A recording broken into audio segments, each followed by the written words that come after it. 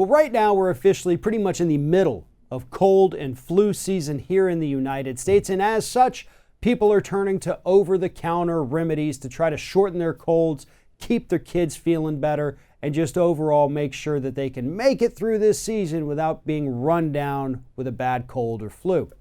But some of these over-the-counter medicines are not quite what they appear to be, and I'm joined now by Scott Hardy from TopClassActions.com to explain what's happening. Scott, a great piece, TopClassActions.com, talking about this Robitussin class action. Explain what this case is about. Well, it's really funny because this article at face value is not something like, it's a cough medicine class action, move on. But this is a huge case because what it talks about is that the makers of Robitussin released their cough medicine, their quote, maximum strength cough medicine, and called it maximum strength cough medicine, when in fact they lowered the amount of active ingredients in this cough medicine, so it doesn't even have the amount of active ingredients as their regular Robitussin cough medicine does, and they are charging more for the maximum strength cough medicine. And so you've got the pharmaceutical manufacturer, Pfizer, who actually owns Robitussin. Pfizer knowingly did this. This wasn't an accidental, we didn't know that it wasn't maximum strength. Sorry about that. Oh no.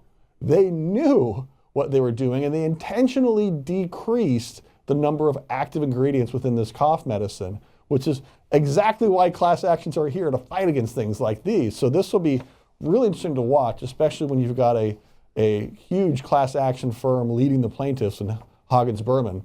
So this will have grand implications, I think, across all cold cough medicine relief, because I personally, when I get sick, I go into the store, I buy the maximum strength because I want to get better. And now we're finding out that Pfizer might be selling cough medicine that in fact isn't maximum strength, and I could save money if I went to their regular cough medicine. That's just disappointing and really, really sad on Pfizer's part. Exactly. And I'm the same way. Anytime I get any kind of cold or anything, I always go right for the maximum strength. I want to knock this thing out as fast as possible. And I think most people are like that too. If you have to spend $2 or $3 more, for this maximum strength, we're willing to do it because this is basically telling us you're going to get better faster if you take this maximum strength. And as you pointed out, this was a plan by Pfizer to gradually decrease the amount of active ingredients. In the lawsuit, according to the lawsuit, it actually had a name, a project name. This was called Project Accelerate. Lowering the active ingredients was called Project Accelerate. So this was a plan. This was something they knew they were doing. Now, I'm sure there's documents that back all of this up. As any pharmaceutical case, there's always the bad documents, the hot documents that tell the story pretty much completely.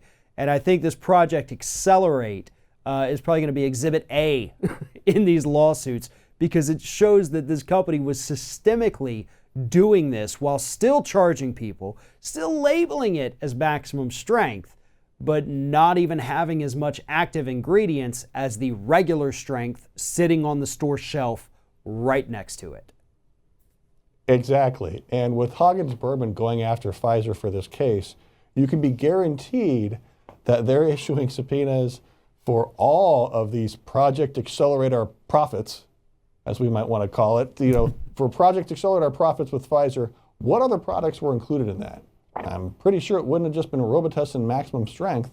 And so we could see a number of other class actions get filed over the coming months as that discovery happens, as we find out what other products were impacted. And it wouldn't be surprising at all to see Pfizer start taking some products off the shelf in preparation for it, or actively changing their labels so when they do get hit with the eventual class actions, if there are more out there, I don't know. Maybe this was the only product that was affected by Project Accelerate Our Profits by Pfizer. But if it wasn't, then we're going to see a lot more class actions filed by Huggins Berman in the coming months. And we're hopefully going to see better labeling and better controls over what these pharmaceutical companies can call their cough medicines, cold medicines, or cough syrups. So when we go in and try to get a maximum strength medicine. We're actually getting it. We're not getting something that was intentionally weakened so they can maximize their profits. Right. And in the meantime, what consumers need to do is if you're going into, the drugstore, big box store, grocery store, whatever it is, to look for cough or cold medicine, make sure you sit there, check out the labels, compare the labels. Make sure this one has the same active ingredients as this one. And if it's maximum strength, that it has more of the active ingredients as the regular strength. Arm yourself with this knowledge. Don't feel bad if you feel like you're kind of taking up space in that aisle and people are trying to get around you.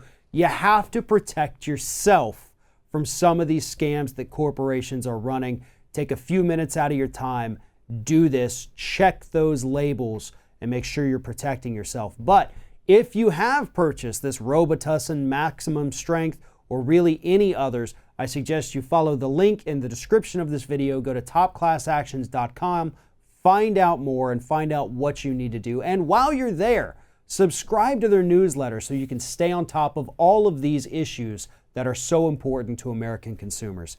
Scott Hardy, topclassactions.com. Thank you for joining us today. Thanks, Farron. Appreciate it.